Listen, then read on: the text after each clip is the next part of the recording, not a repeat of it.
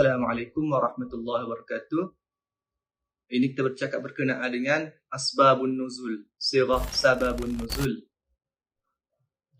Okey, sirah sababun nuzul. Nas yang masih mengandung unsur kemungkinan, tidak tegas. Terkadang dimaksudkan sebagai sebab turun ayat dan terkadang dimaksudkan dengan makna ayat.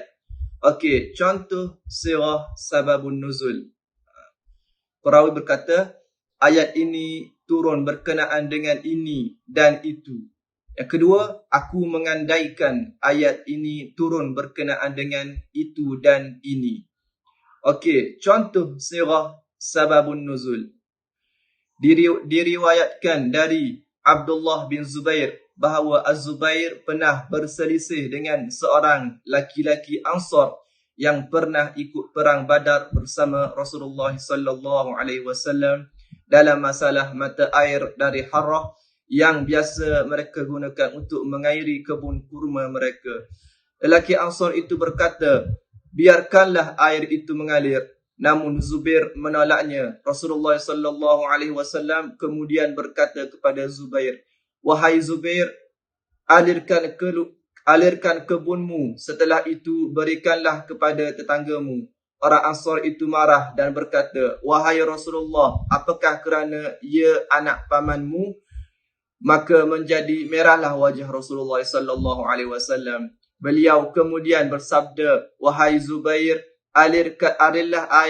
alirlah ke kebunmu, setelah itu tahanlah air hingga ia kembali ke dalam tanah. Lantas Rasulullah sallallahu alaihi wasallam memenuhi haknya Zubair. Padahal sebelum itu Rasulullah sallallahu alaihi wasallam memberi isyarat kepada Az-Zubair untuk menyenangkan untuknya mahupun untuk lelaki Ansar itu. Ketika laki-laki Ansar itu marah kepada Rasulullah sallallahu alaihi wasallam, beliau hanya memenuhi haknya Zubair dan putusannya. Az-Zubair berkata, aku tidak berpendapat kecuali ayat ini hanya turun berkenaan dengan kes itu. Qala Allah Ta'ala fi surah An-Nisa, fala wa rabbika la yu'minuna hatta yuhakkimuka fima shajara bainahum. Maka demi Tuhanmu, mereka pada hakikatnya tidak beriman hingga mereka menjadikan kamu hakim terhadap perkara yang mereka perselisihkan. Wallahu ta'ala a'lam.